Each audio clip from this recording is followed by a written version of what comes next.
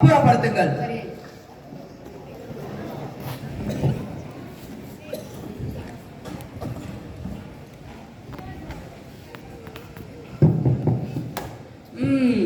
நீதான் வீரபாண்டிய கட்டபொம்மனோ?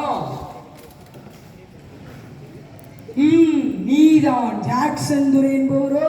காட்ஸ், ஏது வெகு தூரம் வந்து விட்டீர்? நட்பு விரும்பி அழைத்ததாக அறிகிறேன்.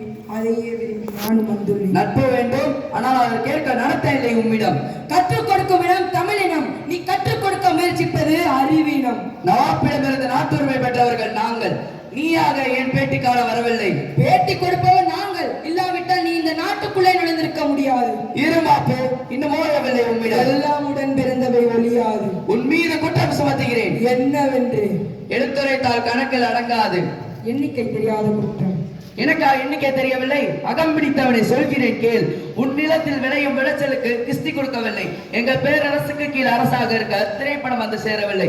வெகு காலமாக வரி பணம் வந்து சேரவில்லை. இந்த பாக்கிக்கெல்லாம் வட்டியும் செலுத்தவில்லை. கிஸ்தி, திரை, வரி, வட்டி. வானம் பொழிகிறது, பூமி விளைகிறது, உனக்கேன் கொடுப்பது கிஸ்தி? எங்களோடு வயலுக்கு வந்தாயா? ஏற்றம் இறைத்தாயா? நீர் பாய்ச்சி நெடுவல் நிறை கண்டாயா? நாற்று நட்டாயா? களை பறித்தாயா? கழனி வாழ் உலருக்கு கஞ்சி களை சுமந்தாயா? அங்கு கொஞ்சி விளையாடும் எங்குல பெண்களுக்கு மஞ்சள் அரைத்து பணி புரிந்தாயா? அல்லது நீ பாவனா மச்சானா? மானம் கெட்டவனே, எதற்கு கேட்கிறாய் திரை? யாரை கேட்கிறாய் வரி? போரெடுத்து நெற்குவிக்கும் மேலே நாட்டு மரர் கூட்டம் பரங்கியரின் உடலையும் போரெடுத்து தலைகளை நெற்கதிகளாய் குவித்து விடும் ஜாக்கிரதை.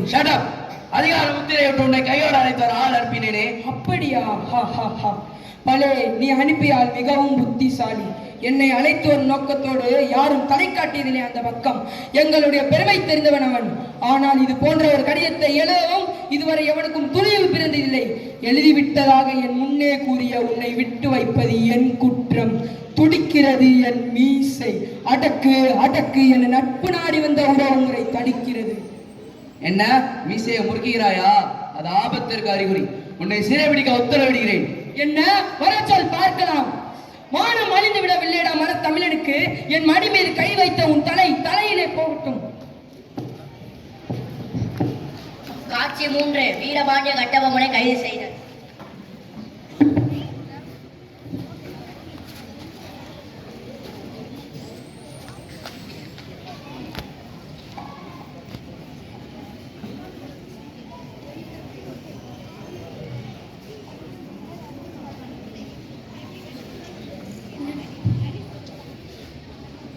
இதை விதி என்று சொல்வதை தவிர வேறு வழி இல்லை. யாரப்பா நீங்கள்? நாங்கள் புதுக்கோட்டை மன்னரின் வீரர்கள். லூசிங்டன் உத்தரவிட்டபடி உங்களை கைது செய்ய வந்திருக்கிறோம்.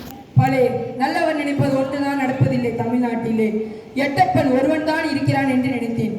அவன் நல்லவன் என்பதை காட்டிவிட்டார் என் நண்பர் ராஜாதி ராஜ விஜய ரகுநாத தொண்டைமான். வாருங்கள், உங்கள் மன்னருக்கு நன்றி தெரிவித்து விட்டு செல்வோம். அவர் உங்களை சந்திக்க விரும்பவில்லை. அவருடைய புகழ் வாழ்க.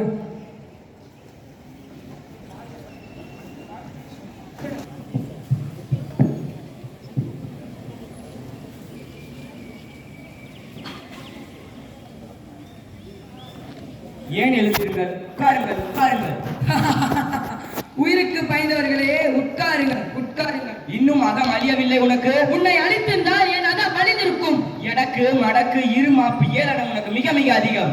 எல்லாம் உடன் பிறந்தவை, அது ஒடுக்கப்பட்டவை. அது நடக்காது. நான் இருக்கும் வரை ஒடுக்க முடியாது. எழும் சூழல் இருக்குதே, அது கூட எங்களை கேட்டுதான் எழும் விழும். அந்த கதை இங்கே விடாதே அப்பனே. அதை விட இங்கு ஏராளமான கதைகள் இருக்கு. வேறு ஏதாவது இருந்தால் கூறு. ஏனைய பாளையக்காரர்கள் எல்லோரும் பணிந்து விட்டார்கள், பலன் அடைகிறார்கள். நீ ஒருவர் மட்டும் பணியாமல் இருப்பது லாபமா? நான் ஒருவன் மட்டும் பணியாமல் இருப்பது நஷ்டமா?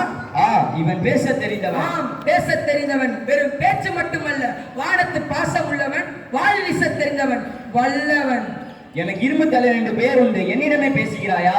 இறுதியாக கூறுகிறேன், மன்னிப்பு கேட்டு பிழைத்துக்கொள். நான் மன்னிப்பு கேட்பதா?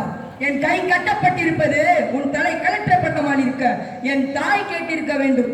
தள்ளாத வயதிலும் பொல்லாத புளியாத வந்து பாய்ந்திருப்பாள். என் தம்பி கேட்டிருக்க வேண்டும். உன் பறங்கி தலை உன் சீமையை நோக்கி பறந்தே போயிருக்கும். என் தமிழ் கேட்டிருக்க வேண்டும். உன்னை அறம்பாடியே உன் ஆவியை கருக்கியிருப்பாள். என்ன செய்வேன் என் தமிழே? இந்த இழிவு உனக்கா எனக்கா? அடே எட்டப்பா, இவனை புளிய மரத்தில் தூக்கிலிடுங்கள்.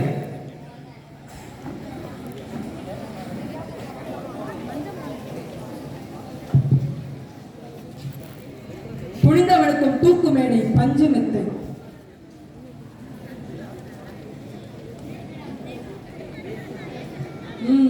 அன்று போரிலே உயிரை சிந்திய என் வீர மக்களோடு நானும் மனிதிருக்க வேண்டும். கோட்டையை விட்டு வெளியேறிய எனக்கு இந்த இழிவுச்சாவு நல்ல பரிசு. தம்பி, அஞ்சாத சிங்கமே, இந்த கடைசி நேரத்தில் உன்னை காண துடிக்கிறேன். என்னால் முடியவில்லை. புன்னகை புரியும் தமிழ் மண்ணே, உன்னை விட்டு போதல் ஒன்றே எனக்கு வருத்தம். இப்போது நீ தாழ்வுற்று இருப்பினும் எதிர்காலத்தில் ஆயிரம் ஆயிரம் இளம் காரியர்கள் உயிராக பேணுவார் வருவர். உன்னை உயர்த்துவர். இதுவே என் நிரந்தர ஆசை.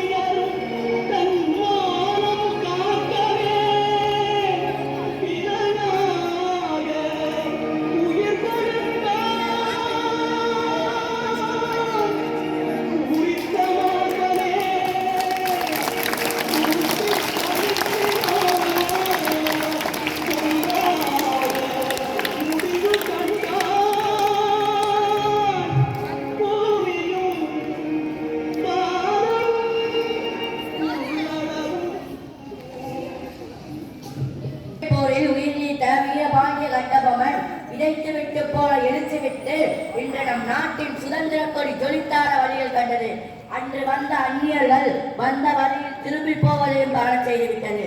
வாழ்க பாரதம், வாழ்க சுதந்திரம். நன்றி, வணக்கம்.